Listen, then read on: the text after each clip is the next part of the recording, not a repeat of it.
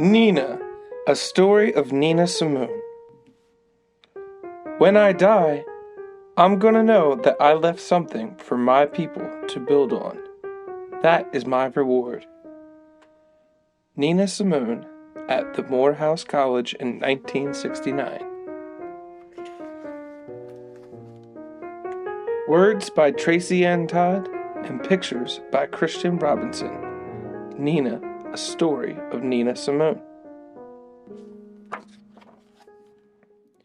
Eunice Kathleen Wayman came into this world on February 21st, 1933, in the small town of Tryon, North Carolina. She wasn't the first Wayman child, or the last, but she was the only one who sang before she could talk, and found rhythm before she could walk. The only one with music on the inside. There was music on the outside too. Mama was forever singing church songs as she baked the biscuits and stirred the beans. And Daddy played the small upright piano. Sometimes when Mama was away, Daddy sat Eunice on his knee and put her fingers atop as he played his favorite good time jazz. Eunice learned so quickly. It wasn't long before Daddy was lounging on the porch, listening to Eunice play all her own. Then suddenly, Daddy would whistle. "Quick, Mama's coming!" And Eunice would slip into Mama's favorite hymn without missing a note. Mama was a minister and thought jazz was unholy music. She preached all day, Sunday, and sometimes Wednesday, in proper churches and backwoods shacks. When Eunice was 3, Mama brought her along to play music of the Lord. She played softly at first, letting Mama warm her flock. As Mama's power grew, Eunice matched her rhythm, rolling, until at last the congregation was on its feet, overcome by the message and the music. When she wasn't preaching, Mama worked as Mrs. Miller's maid. She didn't love the job, but she had many mouths to feed and not a lot of choices.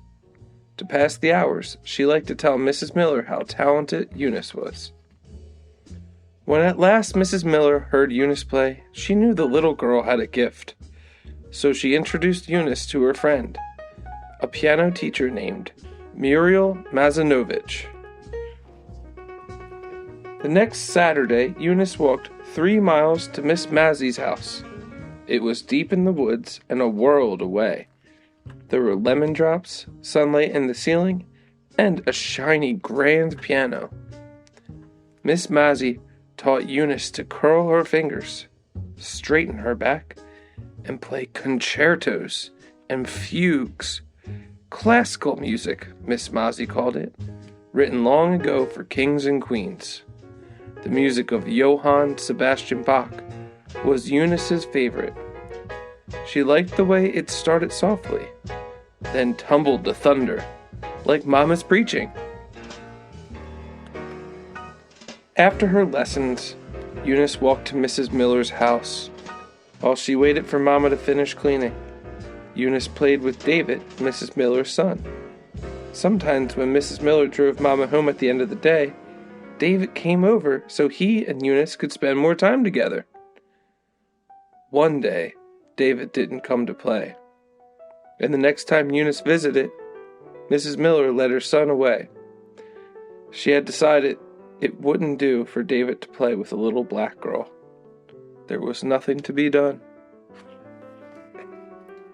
To help pay for Eunice's piano lessons, Miss Mazzy and Mrs. Miller spread the word about her talent. They collected money in church and wrote about Eunice in the local paper. Soon people came to recognize Eunice in the street. When black folks saw her, they smiled with pride. It made her feel warm and good.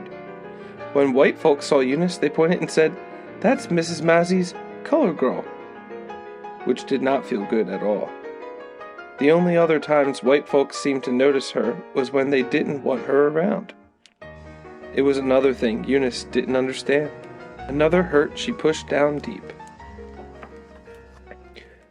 One spring Saturday, as a thank you to all the people who supported her, Eunice gave a concert at the TRACI N library. Daddy and Mama sat up front so they could watch her hands as she played. Eunice was ready to begin when a man made her parents stand so a white couple could sit. Then the man led her parents away. Eunice waited. Are Daddy and Mama coming back? The audience grew restless. Eunice was still. A wave of anger rolled toward her, but she hardly felt it. At last, the white couple stood, and Daddy and Mama returned to their front row seats. Some white people laughed as their anger cooled, but as Eunice looked at her parents' bowed heads, her anger was just getting warm. After high school, Eunice left Miss Mazzy in North Carolina for the Juilliard School of Music in New York City. She lived on 145th Street in Harlem. It was fast and loud, and full of good-smelling food. The people were so elegant and fine. Eunice wore her best dress every day just to keep up. Eunice had a plan. If she worked hard at Juilliard, in a year she would be good enough for the real prize, the famous Curtis Institute of Music in Philadelphia. Eunice was so sure of her plan that her whole family moved to Philly before she even auditioned. On the day of her audition, Eunice played each piece of music from memory. She was flawless, but it wasn't enough. The Curtis Institute turned her away. Days later, Eunice heard from her brother, who heard from their uncle, who heard from his Philadelphia friends, that the Curtis Institute had rejected Eunice because she was black. Eunice didn't know if the rumor was true, but it felt true. That old familiar anger and hurt came rushing back, and for the first time, Eunice wondered whether being black meant an end to all of her dreams. Eunice gave up music. She worked in a photography studio and didn't play a single note. But the music inside her couldn't be ignored. She became a piano teacher, and her students told her about New Jersey bars that hired piano players in the summer. She decided to see for herself and found her way to a rough Atlantic City club. The piano was shoved in a corner under an umbrella to protect it from a leak. Eunice took the job. The first night, Eunice wore a delicate dress and walked in like a queen. She opened with a Bach concerto, but this was not a Bach-friendly crowd. So Eunice played the popular songs of the day, sneaking in some Bach where she could. When she got more confident, she mixed in some of Daddy's good time jazz, and now and then took the bar to church. And then she sang, in a voice that was rich, sweet, and like soft thunder. Eunice played until the sun rose. When she was thirsty, she ordered some milk. If the crowd was too loud, Eunice stopped playing, sipped her milk, and waited for quiet. She could wait all night if she had to. The milk was free. Each night, there were more people in the bar than the night before. They couldn't get enough. But this was unholy music in an unholy place, and Eunice knew that Mama wouldn't approve. To keep her secret safe, she changed her name to Nina Simone. The next year, Nina played clubs all over Atlantic City and Philadelphia.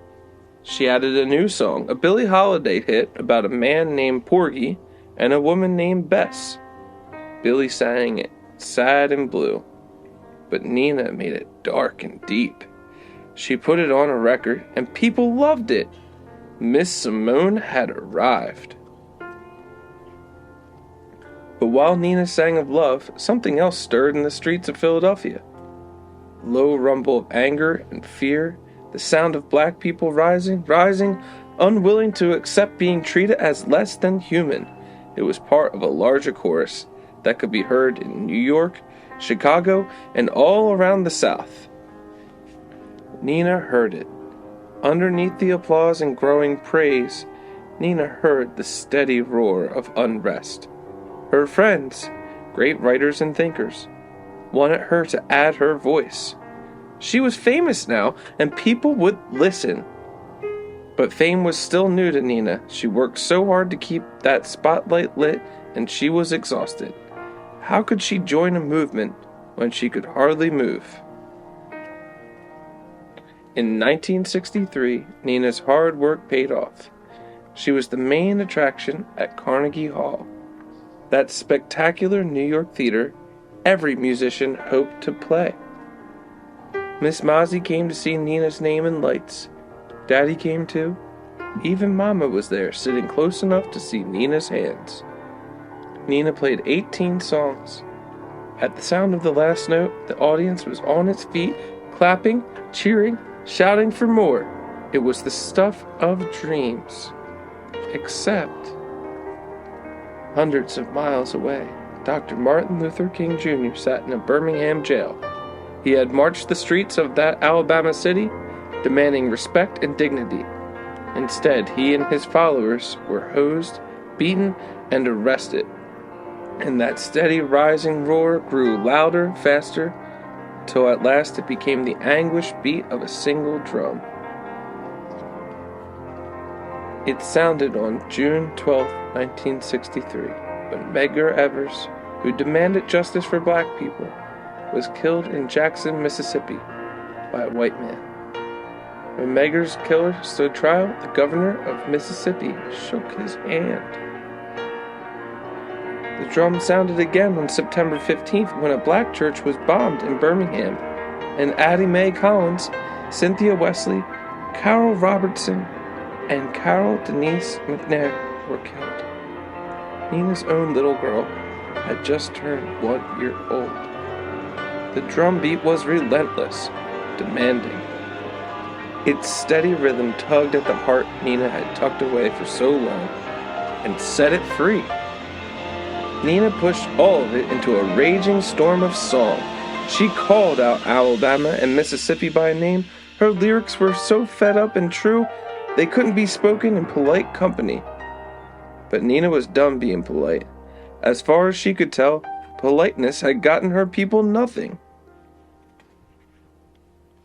Nina's voice broke with the weight of this new music. It was harder now, rough and defiant. Black people loved her for it. They had always loved her, but now, as they sat at lunch counters, demanding to be served, rode buses, demanding to be seated, and marched, demanding good jobs for good pay, they knew how much she truly loved them.